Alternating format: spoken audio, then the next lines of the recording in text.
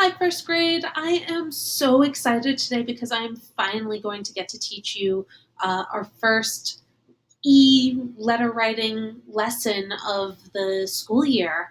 So you had started to learn to write, and to plan out your ideas when we were working in the classroom before spring vacation. But now we're going to jump right in and start talking about those letters that you wrote to the person that you love. And we're going to start talking about a way to revise a letter.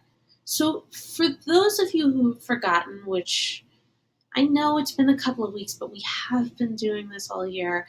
Just in case, revising is when you make your letter better. Sometimes that means that you're adding words to your letter. Sometimes that means that you're taking them out. But whatever it means, you are making your letter better and making it more interesting to read. When we revise in class, you use a black Flair pen. Now, there's a very good chance you may not have a black Flair pen at home. That's okay. Today, you can use a black colored pencil, a very thin black marker, a plain black pen. That would probably be the best. Something that won't go through the paper.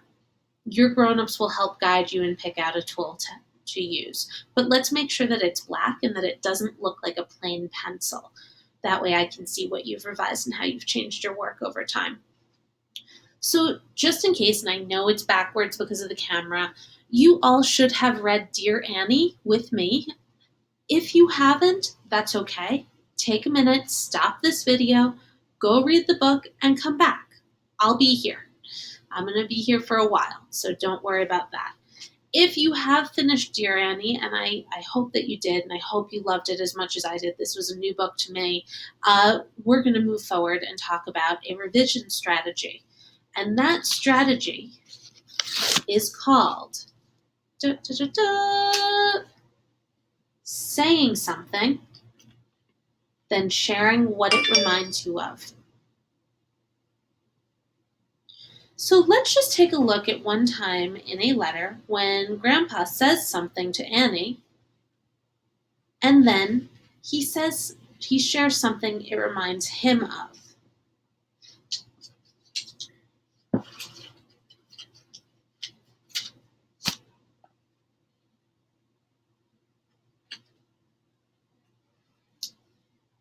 I enjoyed your dancing so much at Grandma's birthday party. Here is a picture of a famous ballerina named Anna Pavlova. She came from Russia, where your ancestors came from almost 100 years ago. She even has your name.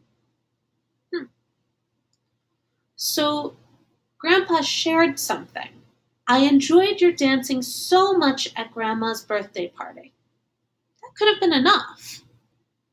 But then he went on, and he shared what this dancing reminded him of. Here is a picture of a famous ballerina named Anna Pavlova. He starts talking about a famous ballerina? But doesn't it still make the letter more interesting? And he gets to learn about her. She came from Russia, where your ancestors came from almost 100 years ago. That's her really old family. Because he's adding on what the dance party, what the birthday party reminded him of, she's learning. Isn't that fascinating? Let's take a look at one more example, and then I'll show you on my own. One more example of when Grandpa says something and then shares what it reminds him of.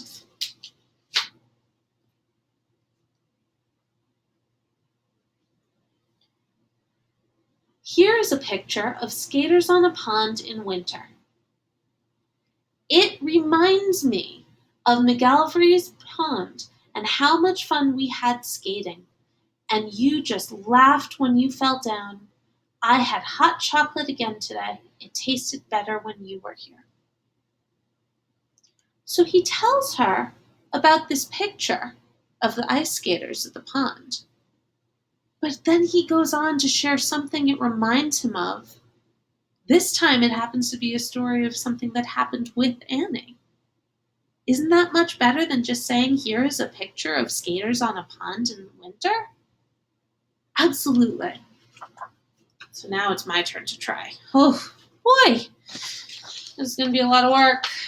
I've got to say something, then share what it reminds me of. So let's see here. I wrote a letter to Mrs. Crow. Let's just read over what it says first. March 31st, 2020. Dear Mrs. Crow. Oh, whoopsies. If you ever notice a mistake, just fix it right there on the spot. Hello. I hope you had a wonderful vacation. I spent mine hiking. I also did yoga and built a website with you.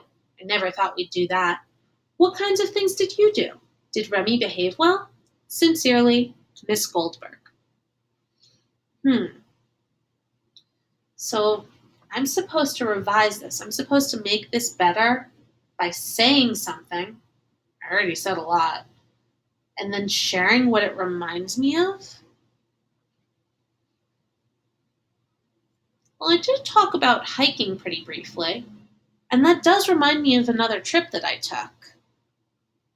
I could try this here. I could go, I spent mine hiking. I'll insert my carrot.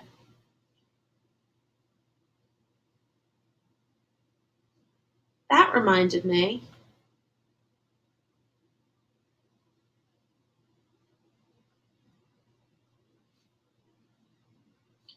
of another trip. Nope, of a trip I took when I hiked up a volcano.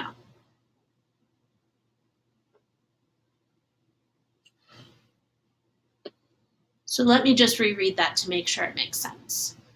Dear Mrs. Crow, hello. I hope you had a wonderful vacation. I spent mine hiking. That reminded me of a trip I took when I hiked up a volcano. I also did yoga and built a website with you. That does make sense. And I revised my letter I added on to make it more interesting by sharing something more.